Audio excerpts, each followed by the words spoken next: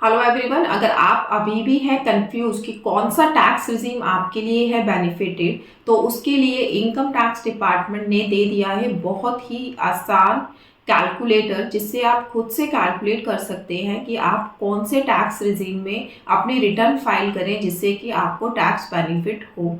उस कैलकुलेटर को यूज़ कैसे करना है वो हम आज इस वीडियो में देखेंगे और कहाँ से आप इस कैलकुलेटर को एक्सेस कर पाएंगे। कैलकुलेटर को एक्सेस करने के लिए आपको जो है इनकम टैक्स की वेबसाइट पे विजिट करना है। That's eportal.incometax.gov.in।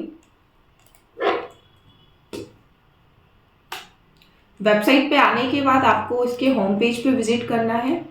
होम पेज पे जब आप विजिट करेंगे तो आप देखेंगे लेफ्ट हैंड साइड पे आपके पास बहुत सारे ऑप्शन है, like E verify return, link Aadhaar, link verify your pan. इन्हीं ऑप्शंस के साथ आपको एक ऑप्शन मिलेगा इनकम टैक्स कैलकुलेटर का। आपको इस ऑप्शन के ऊपर जाना है। इस ऑप्शन पे क्लिक करने के बाद ये देखिए यहाँ पे दो तरीके के कैलकुलेटर डिपार्टमेंट ने आपको दिए हैं। First is basic calculator and another is advance calculator. दोनों में डिफरेंस क्या है? बेसिक कैलकुलेटर में आपको बहुत ज़्यादा इनकम वगैरह जानने की ज़रूरत नहीं है, आपको जस्ट आपकी टोटल इनकम पता होनी चाहिए और अपनी डिडक्शंस पता होनी चाहिए जितनी की आप क्लेम करने जा रहे हैं। ठीक है, तो यहाँ पे आपको सिर्फ अपनी टोटल इनकम डालनी है और अपनी डिडक्शंस यहाँ पे डाल देनी है और कोई फिगर आपको यहाँ पे नहीं डालनी। यहाँ पर फिर ऑटो कैलकुलेट होके आ जाएगा कि ओल्ड टैक्स रिजीम के अकॉर्डिंग आपका टैक्स कितना है और न्यू टैक्स रिजीम के अकॉर्डिंग आपका टैक्स कितना है।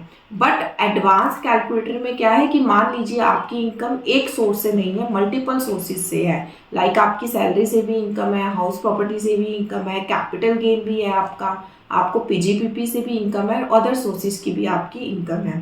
तो उस केस में आपके पास ये बेनिफिट दिया गया है आपको ये कि आप हर एक इनकम को अलग अलग यहाँ पे डाल सकते हैं। जैसे सैलरी को आप यहाँ सैलरी में डाल सकते हैं, हाउस प्रॉपर्टी की इनकम को आप यहाँ अलग से मेंशन कर सकते हैं, कैपिटल गेन की इनकम को यहाँ पे आप क्वार्टर वाइज डाल सकते हैं। ये अलग अलग हेड इसलिए दिए गए हैं क्योंकि कुछ हेड्स में जो इनकम होती है, इनकम टैक्स जो लगता है वो अलग परसेंटेज से लगता है, वो स्लैब रेट के अकॉर्डिंग नहीं लगता लाइक कैपिटल। तो इसलिए अगर आपके मल्टीपल सोर्सेज से इनकम है तो ये डिटेल्ड इन्होंने कैलकुलेटर दिया है कि आप जो है इनकम के अकॉर्डिंग जो है हेडिक के अकॉर्डिंग अपनी इनकम को डालिए और अपना टैक्स जो है कैलकुलेट कर लीजिए।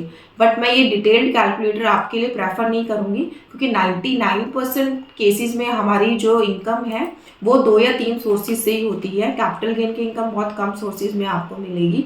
तो आपको फर्स्ट कैलकुलेटर बेसिक कैलकुलेटर को यूज़ करना है। इसको आपको कैसे यूज़ करना है? सबसे पहले आपको असेसमेंट ईयर अपना सिलेक्ट करना है कि किस असेसमेंट ईयर के लिए आप कैलकुलेट करने जा रहे हैं। राइट नाउ हमने अभी अपना फाइनेंशियल ईयर 23-24 कंप्लीट किया है। सो एवरीबडी इज क्रूशियस कि कौन सा टैक्स रिजीम उनके लिए ज़्यादा बेनिफिटेड है फॉर द असेसमेंट ईयर 24-25। तो हम 24-25 की ही यहाँ पे बात करेंगे। फिर उसके बाद आपको सिलेक्ट करना है कि आप इंडिविजुअल हैं, एचयूएफ है, फर्म है, एलएलपी है। आपको अपनी कैटेगरी सिलेक्ट कर लेनी है। देन आपको अपना रेजिडेंशियल स्टेटस सेलेक्ट करना है कि आप रेजिडेंट है, नॉन रेजिडेंट है या फिर एंड ऑर्डिनरी रेजिडेंट है। तो उसके अकॉर्डिंग आप सिलेक्ट करेंगे। हमने अभी रेजिडेंट सेलेक्ट किया है। देन आपको अपना एज ग्रुप सिलेक्ट करना है कि आपकी एज 60 ईयर्स से कम है, 60 to 90 79 के बीच में है या 80 एंड अबव है। लाइक आप रेगुलर सीनियर सिटीजन हो, सीनियर सिटीजन हो या सुपर सीनियर सिटीजन हो, आपको यहाँ से कैटेगरी अपनी सिलेक्ट कर लेनी है। देन आपको यहाँ पे डालनी है एनुअल टोटल इनकम।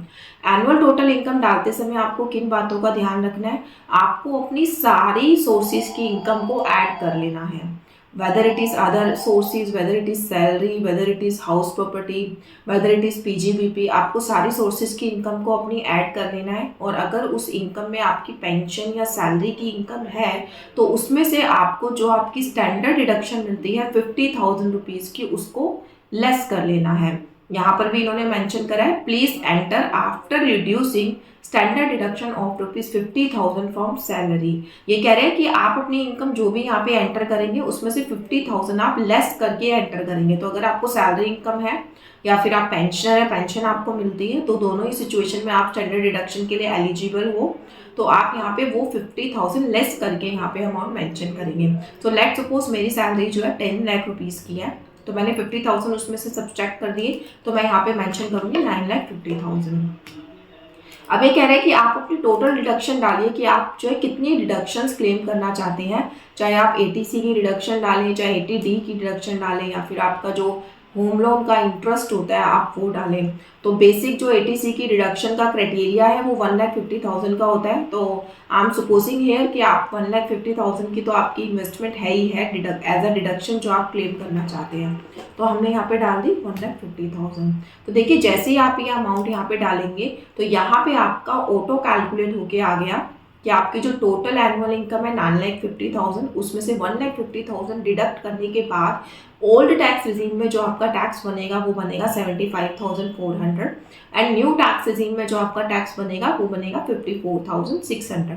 तो इसका मतलब इस कंपैरिजन के अकॉर्डिंग आपके लिए न्यू टैक्स रिजीम ज़्यादा बेनिफिटेड है।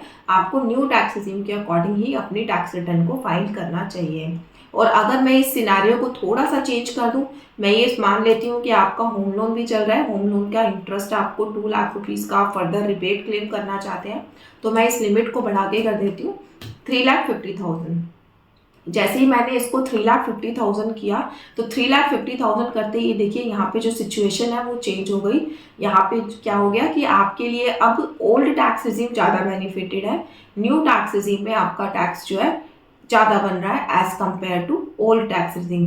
अगर हम इस सिचुएशन को थोड़ा और चेंज कर ले कि आपकी जो डिडक्शंस हैं वो आपका जो है एनपीएस में 50,000 रुपीज़ का और रिबेट है, मैं ये मान लेती हूँ आपकी 4 लाख की रिबेट है, ठीक है। तो जैसे ही मैंने 4 लाख किया तो आपकी सिचुएशन और चेंज हो गई। आपके लिए ओल्ड टैक्स रिजीम बेनिफिटेड है, उसमें 23,000 का टैक्स बन रहा है, न्यू टैक्स रिजीम में आपका 54,000 का टैक्स बन रहा है।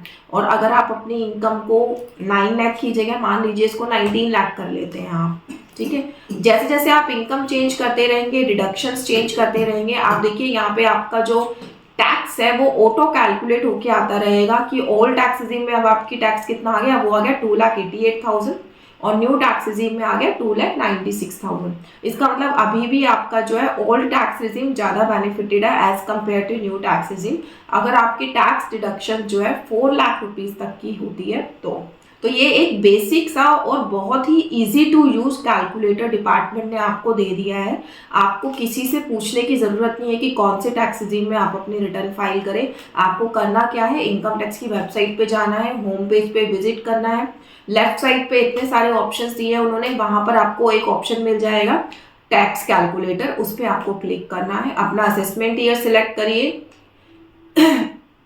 कैटेगरी सिलेक्ट करिए, अपनी इनकम डालिए, डिडक्शन डालिए, यहाँ पे आपको खुद से कैलकुलेट होके आ जाएगा कि आपके लिए कौन सा टैक्स रिजीम ज़्यादा बेनिफिट है।